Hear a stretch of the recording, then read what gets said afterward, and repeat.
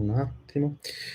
Ok, Gabriele, siamo in diretta anche quest'oggi per una nuova tranche di Semio Boomer Fit Foodologies, quindi per chi ha seguito ieri, diciamo, ha idea più o meno di questo format in orario prandiale, ma per educazione nei confronti dei nostri ospiti oggi, io andrei all'inglese, in maniera tale da essere comprensibili, diciamo, anche da loro e anche da un pubblico potenzialmente più vasto. So, hello everyone, our special episode today is in English.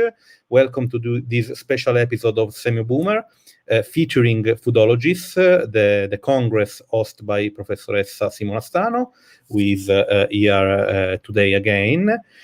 Today we are going to present other two books, two recent books about food sphere, I'd say mainly sociologically and culturologically, let's say, centrated about this topic. But before doing so, I immediately give the floor and the word to Gabriele Marino, who is going to provide us a brief presentation on the, let's say, semiotic work about food in the last 20 years. So please, Gabriele.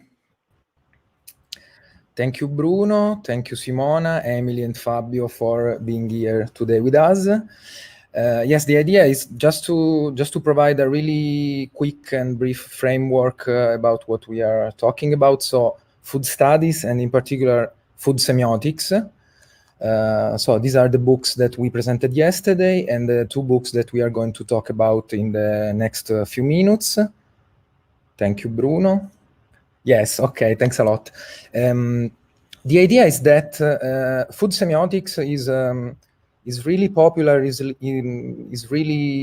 a really growing field within semiotics, for example, in Italy, in Europe, in the frame of what we call socio-semiotics, and is a not so grown, not so popular actually field within food studies in general, for a lot of reasons. So the idea is that we can consider food semiotics as a slight part of food studies in general. This is a good reader that was published for the first time in 1997, in which we can find, for example, classic studies that are part of our tradition. So coming from structural anthropology by Claude Lévi-Strauss, or Mary Douglas, or classic reflections upon food by Roland Barthes. The idea is that food semiotics is a really broad field because we can kind of outline and cut this subject matter, which is food, from very different perspectives. So we can talk about cuisine and gastronomy, we can talk about diet, we can talk about taste. So from different perspectives, we may grab this topic, talking about ingredients, talking about cooking, talking about identities, places where people do eat and do cook, and obviously the one central topic for semiotics in general, but for example a really central one for the books we are talking about, which is the body. Obviously, if we take food from the perspective of taste.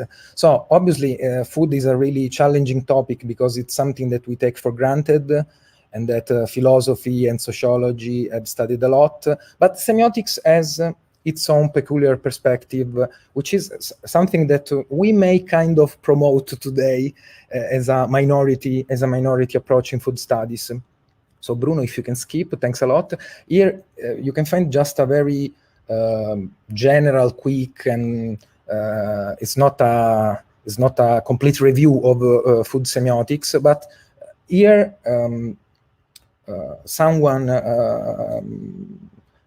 speaking English, so English-speaking scholar or food enthusiast may find some clues in order to start his path, his route within food semiotics. As you can see, we have a few general handbooks about semiotics in which, for example, Simona Stano, the one that you can see, International Handbook of Semiotics, edited by Trifonas from 2015, includes a chapter written by Simona, which is a really good summary, a really good general introduction going from structuralism to the very most recent outcomes of semiotic research. And then you can find a lot of more specific books or edited issues of journal that focus, for example, on drink and wine and drinking, or fast food, the book by Marcel Danesi, or you can also take the perspective of animal studies if you're interested in food. So there is an edited book by Gianfranco Marrone from 2018, and there is also a book which is not semiotic per se, but that shares strongly the perspective, the sensibility of semiotics, which is the one by Nicola Perullo, Epistemology, who is a philosopher and who is also a guest of the Congress. I think he's going to present actually Epistemology. He talked about epistemology a while ago, so that was it was the third presentation in the morning, yes. Okay, yes, thank you.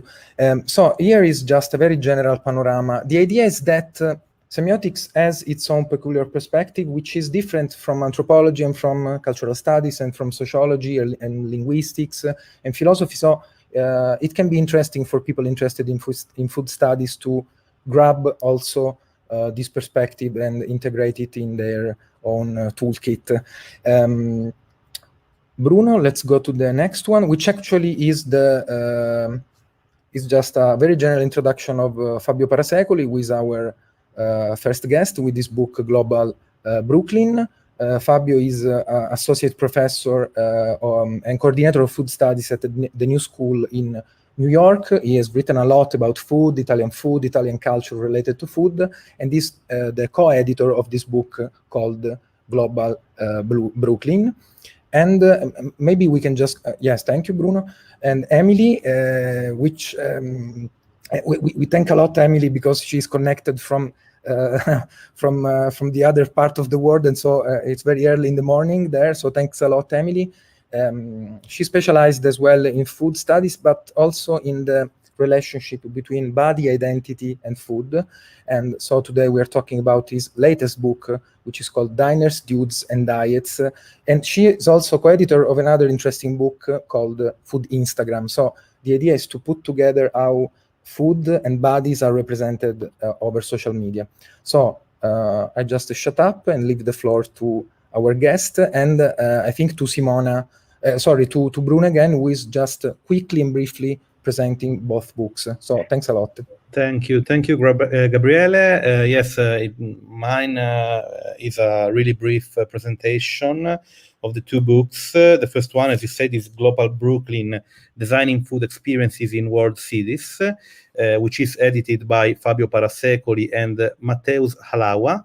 Well, the book is about this new idea of hipsterisms, of hipster culture, and how the hipster culture is in some way connected with a peculiar style in certain restaurants or, let's say, food places, which is a style that in the book is called Global Brooklyn. So in the book, we find a kind of transnational analysis, because lots of cities are mentioned with their peculiar restaurants, and the focus is mainly on aesthetic and atmospheric analysis.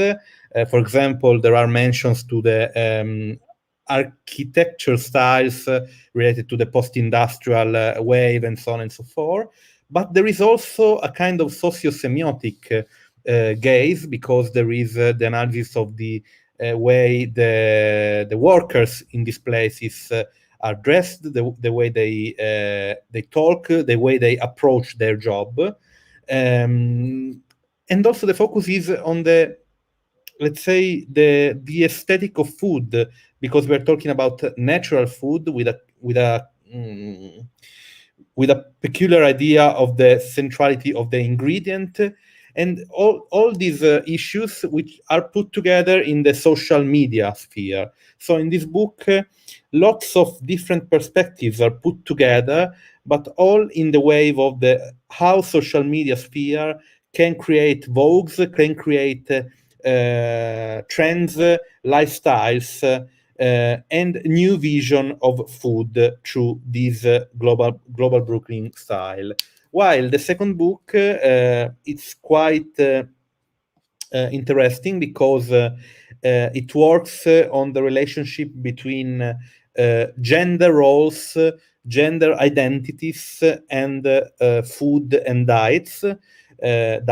So this quite funny title, which is based on an alliteration, so diners, dudes, and diets, in reality refers to some marketing strategies related to specific products. For example, some sodas, the idea that diet soda is common thought as a beverage for women, yogurt, and so on and so forth. So the accent is posed on this thing. There is the idea of the dude food. There is a genealogy of the concept of dude, so which is very semiotic as a methodology to work on a word and to understand how the meaning of the word is created in the history. There is a peculiar attention to the world of advertising. So again, marketing strategies, advertising strategies, these are all themes which, albeit in the book, it's not explicitated semiotic methodology, are in some way of semiotic pertinence. And so in general, this idea of the relationship between food and identity with a strong connection with the most recent issues related to gender roles and let's say minorities in the global context, but of course with an accent to the American context.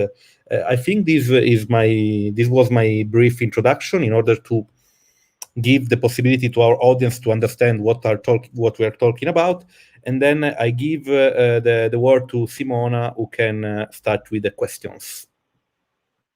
Thank you very much, Bruno and Gabriele. Well, first of all, for hosting these book presentations within your wonderful semi-boomer frame. So thanks for that, and thank you for the initial presentation. So let me say how happy and honored I feel to have Fabio and Emily as our guests today. So I thank them very much for accepting my invitation. Well, we tended to semioticize everything, but don't be afraid. Anytime I talk about food semiotics, I point out the interdisciplinary character of food semiotics, and so how important it is to communicate with other disciplines and fields. And so that's the specific sort of experiment we are doing today, and we did yesterday too, because we had an expert of gastronomy, let's say food history, and then a semiotician. But yeah, today we're replicating this experience, and I'm so happy to do so with your wonderful books. So I know Fabio, so I will start with Fabio, and then I'll turn to Emily's book just to keep an order. And yeah, I know Fabio since a few years now. At first I met him reading one of my, one of the very first articles on food semiotics, actually. He wrote a wonderful article, Severin Semiotics, for social semiotics, I think, right, Fabio? I think Fabio is experiencing connection problems. Yeah, I can see that too. Can you hear me? Yeah, now we can hear you. Okay. I'm sorry. Yeah. Yes, I wrote that. Hello? Yeah, I can hear you. I don't know about that. Oh, okay. yes, I did write that piece on social semiotics. I also have an article on that volume of Semiotica that you showed at the beginning. Yes, right. Opening. Yeah, and the first one, it was 2009. So, I mean, at that moment, food semiotics was not that common. So I remember reading your papers, one of the first comprehensive portraits of, the semiotic analysis of food. And so that was very important. And then, yeah, we got in touch for the Semiotica issue. I had the pleasure to edit, and so that came out in 2016. And yeah, and then I had the pleasure to work with him at New York University, so where I went there because of my Marie Curie project. And so I'm happy that this sort of dialogue is continuing through time. And I invited Fabio to join us today because of this wonderful book he co-edited with Halawa, which deals with a very interesting and not at all easy to analyze phenomenon, that is the origin and spread of what you define, and I'm quoting here since I found the definition fascinating and very evocative, a transnational aesthetic and at times ethical regime. I found that definition very interesting, which you call global Brooklyn. So I found this idea interesting since the very definition of global Brooklyn, this idea that entangles a series of crucial ideas and oppositions. And while there is a struggle to fix some values and to foster some ideas, oppositions, in fact, are very common in culture, and they are especially common in the food domain. That's one of the points I remember about that wonderful paper of yours in social semiotics. And so this idea of global Brooklyn still keeps these ideas of, a common aesthetics and ethics also at times, which is defined by different aspects too. And so the very interesting aspect of this book is that you try to study how this specific aesthetical and ethical regime varies across the world. And that's a very interesting point about the book too.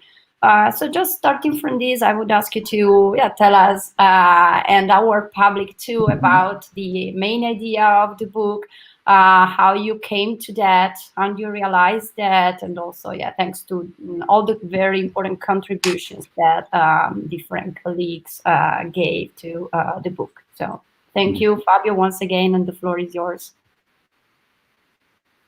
Thank you again for the invitation. This is a pleasure. Just a little editing. I'm not at the new school any longer. I need to say this because of my new job.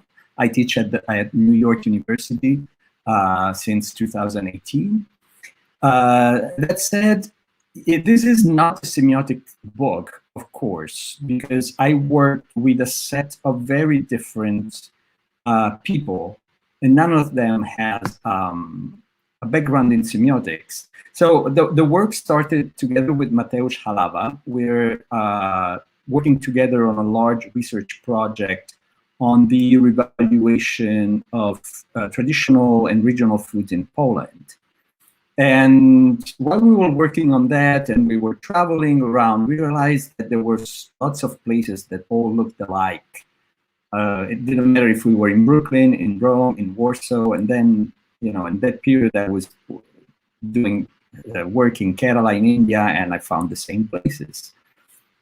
So that was a little bit the beginning of the reflection, and we started with an article on a journal called Food Culture and Society, where we started exploring precisely what Simona was referring to, these different aspects of this aesthetics/ethic regime, which is quite widespread around the world.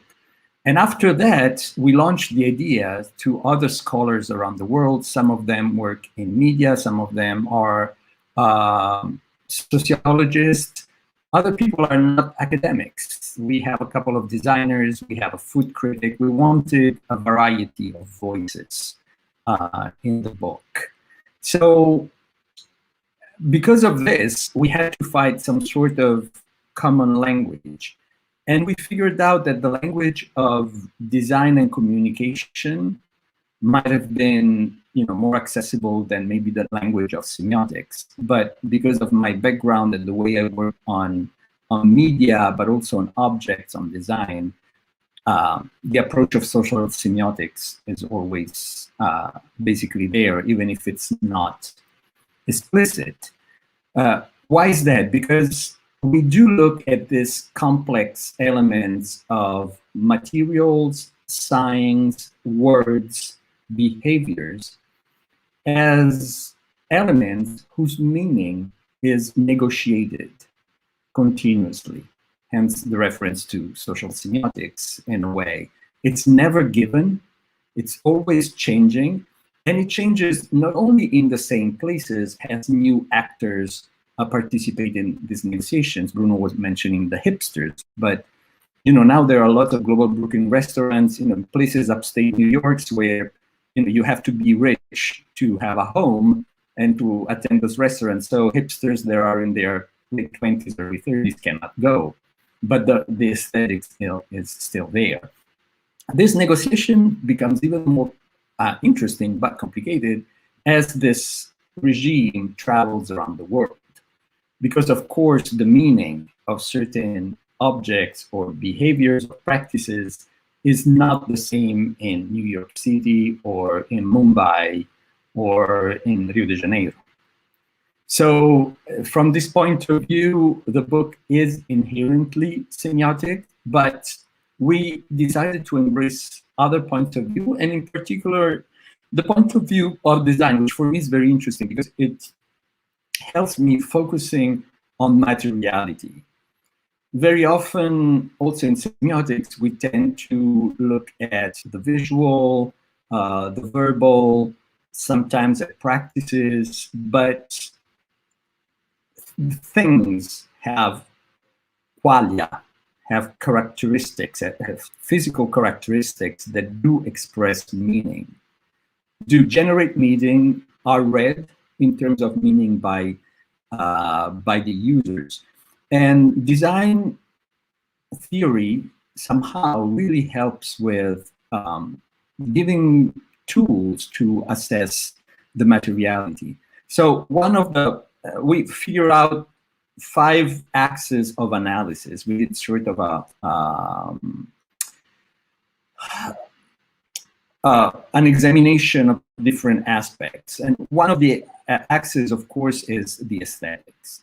The aesthetics of spaces. So very often these are post-industrial spaces or places that are made to look like they're post-industrial, even if they're new, which is quite ironic in a way. These are places where old wood, old metal are recycled, upcycled, as they also say. Many objects, especially analog objects, are taken out of context and shown there just because they are reference to this analog world that is looked at with certain nostalgia. And then there are elements like the blackboard with the written menus and the hanging Edison bulbs, the mason jars to drink. There is actually sort of a coded language, which is quite recognizable. And actually that was our starting point. But as we went deeper into the analysis, we realized that was not the only aspect. There is an aspect that we connect really with flavors and the meaning of flavors, how changes in flavors signal changes of meaning. So for instance, in these places, there is clearly a transition from traditional wine to natural orange kind of wines. There is a transition from second wave coffee to full-on third wave coffee. A lot of attention to the way the coffee is toasted, how it's brewed, the kind of flavor that are supposed to remind you of the bean itself and its origin. So in all these flavors. And we've seen that with chocolate, we've seen that with kombucha, we've seen that with bread. There is this idea that the flavor needs to reflect as little as possible, in a way, the intervention of makers and reflect its origin. So, for instance, we talked with bread makers in Rio de Janeiro. They were very proud of their very local yeast. They say our yeasts are carioca. They have a better spirit of the yeast in San Francisco. So, the bread has a different flavor. But we saw this as a sort of paradigm change in what is considered good and what is considered well done. When I was growing up, many of those natural wines would have been considered wrong. The coffee would have been considered wrong, especially here in Italy, where we have this, dark roasted coffee with a very bold flavor. So that was the second element. The third element was communication. And that's why I started working on Instagram. As a matter of fact, I read the advances of Emily's book on Instagram, and it's great. It's going to be a great contribution to this conversation. Because we realized the diffusion of this regime happened because of social media, and especially Instagram, Pinterest, the visual ones. So that people around the world have an expectation of what cool things should look like, what the feel of a place should look like. So it doesn't matter if you're in New York, in Rio, or Mumbai, you can recreate similar aspects. Of course, then the flavors that are there are much more local, much more regional in a way, but they are part of this element of global communication of, cosmopolitan foodism, I could say. Another important element, the ethical element, in a way, it's the revaluation of manual work. So many people are not uncomfortable with having a college degree and becoming butchers or becoming coffee makers, which we think is quite important. And last but not least, all these sort of exchanges that happen in these global Brooklyn places are very knowledge intensive, both on the side of people that make food or prepare food for guests and the consumers themselves. When you go there, you might have a sign that tells you exactly where the coffee is coming from, and there will be some information about the coffee. And then the barista will be very happy to explain to you everything about the flavors, the different notes of the coffee. They will explain you why they choose this kind of brewing rather than other. It's not a place where you can just go for a coffee and shut up. There is a lot of conversation going on. And I'll conclude with this. We chose the name Global Brooklyn, and this is also interesting semiotically, because actually that's an expression that we've heard. When people refer to these places, very often they refer to Brooklyn. So in Paris, we heard said, c'est Brooklyn, of this sort of places. We were in Milan doing a lesson. We went to a Global Brooklyn place. Back then, we didn't have the word. And there was a big neon sign of Brooklyn beer. And so we asked for a Brooklyn beer. We were visiting there. They were like, no, we don't have it. And it's like, well, but why the sign? And it's like, well, because it gives you, this impression of Brooklyn. So it's very interesting that although in reality, this sort of aesthetic regime and ethic regime is developed in many places. In San Francisco, I can think about the punk bars in Seattle in the 80s. I can think of Berlin after the fall of the wall, London in many ways. There is this tendency of somehow putting under the umbrella of Brooklyn, and we think that it's because of the power of US media. Shows, music, video music, podcasts. Brooklyn has become quite present in the global imaginary. And so that's why we decided to call this very complex set of dynamics Global Brooklyn. Thank you very much, Fabio. Yes, and many thanks for pointing out the very interdisciplinary character of the book. That's another feature I really appreciated in the book, starting from the very combination of your own approach and Mateusz one, which is a very powerful aspect on the base of which the book is built. So yeah, that is a wonderful feature of the book. And yeah, I'm also fascinated by this idea of the very definition of global Brooklyn, because as you said, I mean, there are different hubs serving for let's say the spread and also the translation of this aesthetic and ethic code.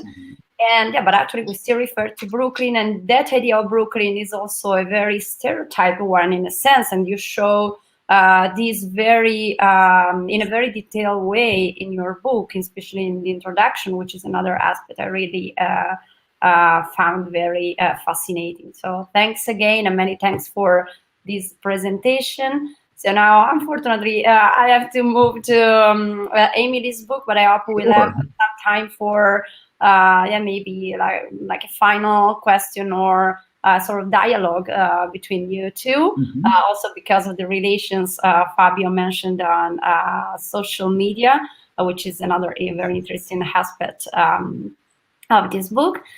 And so, turn to Emily. Well, I had the pleasure to get in touch with her in 2019 because of another international conference I organized with Amy Bentley on that occasion at New York University. And it was a pleasure to listen to her fascinating presentation. And it's even more pleasure to see that, she developed what she presented on that occasion to this wonderful book. Which deals with a crucial issue in relation to the main topic of the conference, within which this semi-boomer special edition is hosted, that is food ideologies. Gender is strictly related to ideology in a broader sense, and especially to food ideology. And she deals with this issue several times in the book.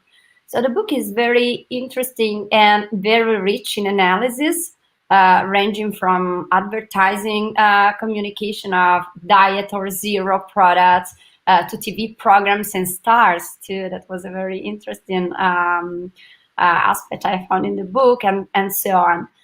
So for our semio-addicted public, I would add that, Emily is not a semiotician, so as we know, but again, her book is certainly interesting from a semiotic point of view. In fact, she considers a wide range of textualities and discourses concerning food and gender, seeking to understand how they are capable of creating and fostering specific representations and stereotypes. And so that's, again, the point in common, which fascinated me. And in addition to such in-depth and careful analysis, as Bruno pointed out before, I think one of the most interesting aspects from a semiotic point of view concerns its very foundation, that is the process through which you come to define the figure of the dude and its role in last decade's American culture, also referring to other scholars who focused on that. So leaving the floor to Emily, I would invite her to tell us and our public more about this crucial figure and the way she shaped the book around it. So thanks again, Emily, for accepting our invitation, and the floor is yours. No, thank you so very much for having me, for taking the time to read the book. And it's been fun to have this invitation to think through, what is its contribution, or what is it borrowing, building on from sort of the history and tradition of semiotics. And so I'll sketch just a little bit about the dude, because I think he might be a unique figure to sort of understand, like, what am I talking about? This is a word that is certainly common in American culture, right? Of, dude, don't do it like that. Or it is a way to hail one another, right? To be called a dude. And it can have both positive and kind of negative connotations.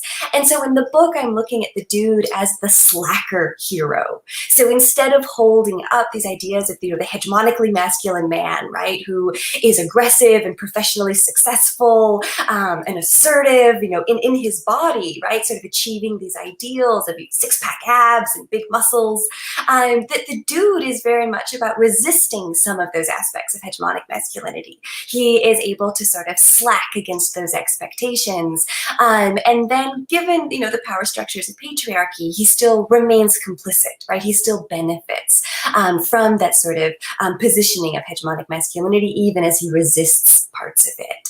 So I was interested to see how the dude, as a word, right, has a more than 100-year history in the United States, going back to sort of dude ranches, these spaces where white men of means would go to the American West, right, to try to reclaim a sense of masculinity that was being lost in professional spaces, in urban spaces, but then seeing it transform sort of throughout the 20th century. And so I'm interested in the sort of the particular resonance of dude that comes out of like the 1990s and into the 2000s. If you've ever seen The Big Lebowski, right? But a lot of people, when I say the dude, that is who they are imagining. Right? A man who's moving through the world in a particular way. So I was interested in how the food, media, and marketing industries were able to manipulate that kind of masculinity, right? The dude who is cool and nonchalant and doesn't really care. And so in that way, there's no risk to his sense of masculinity if he buys cookbooks or watches food television or goes on a diet or sips Diet Coke. That there's this way to sort of create that distance. And so I guess another concept with that, that ties into sort of the semiotics of how we think about gender is this idea of gender contamination, which came from the marketing literature. The idea that if particular products or even, parts of our lives come to be coded as feminine, then men are going to resist them, right? That it's going to impinge upon their sense of masculinity to engage in any of that. So I was interested in how these brands, right, which are nothing but semiotics, right? Now brands come to be constructed, how they had to construct different ideas about what masculinity and femininity are. And so one of the larger sort of arguments about the book is to show how our food media landscape has played a quite destructive and heavy-handed role in enforcing a gender binary across American culture, that these understandings of what masculinity and femininity are so constrained, so boxed in, that when we think about the context of the 21st century, when I think about the students that I teach now, that this is a possibility for being that has done great harm when we think about sort of the way gender tends to be laid over food in these spaces. And so I think with semiotics, like two things that came to mind is that a lot of the texts that I'm drawing from are advertising. And in the opportunities that I've had to interact with folks who work in that industry, that is a space where you still hear semiotics invoked and spoken of quite specifically. In creative agencies in particular, you'll often have someone who, purposefully will say that they've been trained in semiotics and that is what they do as they conceive of new brands, of new campaigns. So this question of signs, symbols, meaning, cultural context is still very alive in that industry. And so for me to analyze the campaigns that they're creating sort of creates this very interesting sort of feedback loop in thinking about how that discipline is shaping the actual sort of commercial text that they're creating, and then the ways that I'm analyzing them. So for example, when I look at, how the cans were designed for Coke Zero and Dr. Pepper 10 to come up with low calorie or no calorie sodas for men, that's very much about the color that is chosen, right? To sort of connote a sense of masculinity, of being sort of black or dark gray. The Dr. Pepper 10 one even has, sort of rivets to sort of invoke a sense of working class masculinity, which is a different invocation of what craft means, right? To be a man who uses your hands, who still creates something, I think is tied to sort of dissatisfaction as we think about the knowledge economy of the American economy at this point, right? Of being a nation that, doesn't have enough US made sort of materials, right? Of what do we make, what do we contribute? That there's interesting there. But thinking about color, about sort of font size and weight and style, the different symbols labels that are attached. One of the yogurts that I looked at, not only has, the logo that is, a bull's horn to sort of connote the sense of strength, but also materially, right, has six-pack abs sculpted into the plastic of the container. And so thinking about the rich meaning of, the six-pack as this quite elusive and aspirational sort of part of the body that stands in for a particular kind of masculinity and for particular ideas about productive citizenship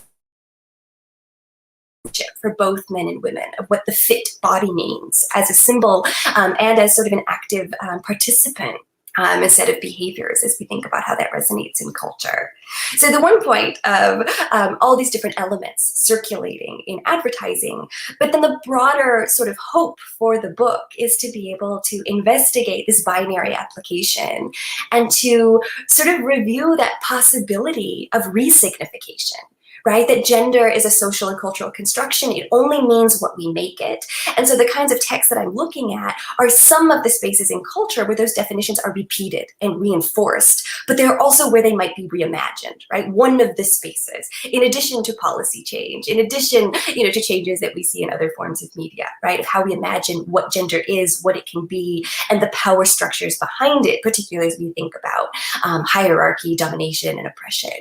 And so that idea of gender being able to be opened up is sort of where I go in the conclusion of the book. And I think there's lots of different ways that can go. I'm less interested in the idea of sort of like gender neutrality. I think gender still has great meaning and it can be part of our commercial spaces and our food spaces. But as Simona referenced, like it's the stereotypes that I'm pointing out, right? That this industry that loves to think of itself as very socially informed, as progressive, as sort of leading society forward as they consult with brands and encourage them to move in particular ways. Advertising has always conceived of itself, right, as these sort of apostles of modernity, right, is what Roland Marchand called them in the 1920s. They still think of themselves that way, even as we think about issues like diversity, equity, and inclusion. So it's a startling disconnect to hear that message coming from the industry of how they're thinking about brands and their role in the 21st century, and to be able to show examples in my book, right, that go up to 2020, which are really destructive, really regressive, and sort of embarrassing in their misogyny. And so that's a disconnect that I put out there quite overtly. I cite the names of the agencies, right, who have put forth these campaigns so that we can hopefully have conversations about how we should be invoking ideas about gender in campaigns. And so I write, the book from an American perspective, but gesture to the UK as an example, where they have banned, right, ads that represent, truly stereotypical representations of gender. I think one of the ads, was a Volkswagen one where they, showed men and women in different, relationships with their cars. And for women, it was always, right, you're just going grocery shopping and carrying babies around, right? That there was only this constrained role of femininity tied to the home. And so thinking about this need for advertising brands and the broader food media scape to be a part of this push to truly build a better, more inclusive, more joyful, just world is part of the hope that I have for the book, to be able to point out where we're falling short and where those changes can be made to push forward to that sort of a future. And that actually has quite a lot to do, right, with this foundation of semiotics and what it makes possible as we think about that process of resignification and reimagination. Thank you very much, Emily, also for pointing out the political aim of this book, which is a very important dynamic related to the overall structure of the book. And I found your conclusion in the book very interesting, because that was one of the very few occasions when I found a mention to the COVID as an opportunity to, maybe to stop and rethink, also based on what you show in the book. So it's just, if you want to add anything about this aspect. I found that very curious and very interesting. It's in the very final lines, if I remember correctly, in your book. Yeah, so part of the historical context that I'm interested in for the bulk of the book is what I call the Great Recession era, right? The many years sort of on either side of the Great Recession that sort of shaped America culturally as we think about that economic fallout. and the legacy that it left and how people move through the world, particularly about gender, but also how it intersects with ideas about class, race, and sexuality. And so the recession that we're living through now as a result of COVID has been referred to as a she-cession when we look at how it has affected women's jobs, particularly women of color in the service and retail sectors. While the Great Recession was referred to as a he-cession, a man-cession, right? There were different kinds of jobs being lost and were then conceived of in a different way. And so advertisers sort of stepped in, right, to have this different kind of messaging for men, for how you could still be a man, right, even if you were home doing the cooking because you'd lost a job or you were underemployed. And so part of the destructiveness is that the ads that we've seen during COVID to women who have been overloaded, not only in their careers, but perhaps in having to step away from their jobs, this message of being able to do it all, this, you know, complicated post-feminist message, that brands are stepping in, right, to say, you know, we can help you do it all, right? There is no slack off option for women, right, that's being offered from this brand space. So as we continue to think about those dynamics of power. And so I hope that it gives us just some tools to be able to think about what the fallout of the recession will be as we think about the future, and how we think about these gendered aspects, not just of sort of food brands and representation, but questions of production, right? How media is produced, how food labor and care work is produced and carried out when we think about gender dynamics within society. And I hope that, you know, COVID was this time of struggle, but also of reflection, that I hope people stay angry. I want this to be a time that slingshots us forward instead of sort of slipping back into the way things were. That I think there's, my students notice that, right? There's rage in this book about like, look at how ridiculous this is. We have to do better. And so I hope that this is a moment where we feel that push and don't get tired.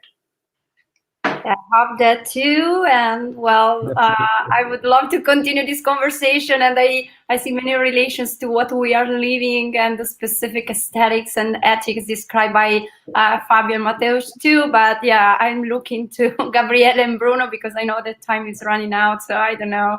Well, the time is running out. I think to conclude that these two books, albeit they talk about different issues, stands at the main crossroad of identity, how identity is crossed by food, and how food can become both a weapon or an opportunity.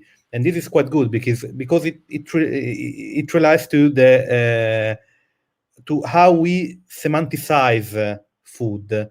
And all the issues and the things related to food sphere. I don't know if Gabriele or Simona want to add something to conclude. I know our times are very, very strict in this occasion, but we did our best to, first of all, present the books, and we hope this mission has been accomplished. And so I give the floor to Gabriele and Simona if they want to say something to conclude. Simona, I just may add that for a semiotician, it is very interesting to compare what it has been done in food semiotics with what is actually now being done in other fields of study focusing on food, because maybe we are strong on some points, we are strong on some issues, on methodology and so on and so forth, but maybe we lack a little bit, as semioticians I'm saying, so I speak for myself actually, about grabbing contemporary events in a really contemporary way, which is what maybe is the main distinction between, for example, semiotics and cultural studies. So it is interesting to see what is actually being done now regarding issues that are way bigger than semiotics or food studies in general, such as gender or the issue of body or the issue of, I would say, gentrification and cities design in general. So what I got from the books is this gaze on contemporary issues, and also the idea that maybe also thanks to the discourse that as scholars we are building from our different perspectives, a lot of communities, culture, and styles, meaning lifestyles, but also styles as design, are actually becoming more and more prominent and more, I would say, mainstream culture, communities, and styles. So we are focusing on these issues, and we are kind of, I would say, diminishing the gap in discourse and in representation between subordinate cultures and communities and styles and what was traditionally mainstream, for example, in the West, in Western culture. We know, studying vintagism and nostalgia and so on and so forth, that we are constantly recycling our own culture. So something that is traditionally set at the peripheries of what we call the semiosphere is becoming more and more important and prominent and central. And I think this is the case with really, at the very beginning, underground style, like the Williamsburg style, that became so prominent and so defining the style of the noughties and the 2010s and so on and so forth. And also definitely the representation and I would say the care in representing gender and bodies, for example, in marketing or advertising. So for me, it's interesting to compare our, I would say, more static approach and something that's much more in the flesh of what is happening today. So I thank both Emily and Fabio for making it possible for us to talk about these issues today. Yes, I totally agree. I mean, since my very first paper on food semiotics, I pointed out the need to foster dialogue and, comparison with different perspectives, as I told you before. And that's why I always try to, to promote initiatives such as today's one. Well, first of all, because I find contributions such as Emily's and Fabio's so fascinating and important. And also because I think we really need it. I mean, in my experience as a food semiotician, I work with so many, let's say, people, because they've been scholars and also experts from different fields. And so anthropologists, food historians, experts in the geography of food, in food design, sociologists, and so on and so forth. And so I think we have a wonderful richness there that we have to, to explore more and more. That's not that easy I had a wonderful experience of what is the American academic context, and I can see that these kind of dynamics are much more simpler there. I don't know what Fabio thinks about this, because he also has a great experience of the Italian context and the American one. While in Europe, it is not always that easy, because, even the different disciplines are kept in, different spaces. I mean, let's think of food studies. I mean, as far as I know, there is one attempt at giving training in food studies in Italy, which is the University of Gastronomic Sciences in Piedmont. But still, we are lacking that field of study, which is, I would say, an intrinsically interdisciplinary one. While in the United States, it is so common to have departments of food studies. So I think we are still struggling to get there, but that is my personal struggle too. So I will always try to foster this kind of initiatives. And I thank our us today for being with us and for presenting their wonderful books again. So thanks so much. I don't know if you want to add any final note. Just wanted to thank you again for the invitation. This was very interesting, and I love Emily's work, so I was excited to be on the same panel with her. Thank you again. I will echo the thanks to Simona, Bruno, Gabriele. Thank you so much for engaging with our work. And same, so special to be in conversation with Fabio. The very first paper that I published, he was one of the people who read it for me before I submitted it. He has impacted my work the entire time I've been anything that could be referred to as a scholar. So very exciting to be here with all of you today. Thank you. Sorry, Bruno, just to close, many thanks to our guest, but also to our host too, so to you and Gabriele too. So thanks. Thank you, Simona. So, well, I don't know what to say to end this conversation. So, thank you very much, Gabriele. Our next episode is on Tuesday, if I remember. Right? It's the next one with Francisco and Paolo talking about islands. Islands. The philosophy and the semiotics of islands. Okay, so we will see you soon, and have a good day, Emily, and have a good night, Fabio, Simona, and Gabriele, and see you soon. Thank you again. Bye bye.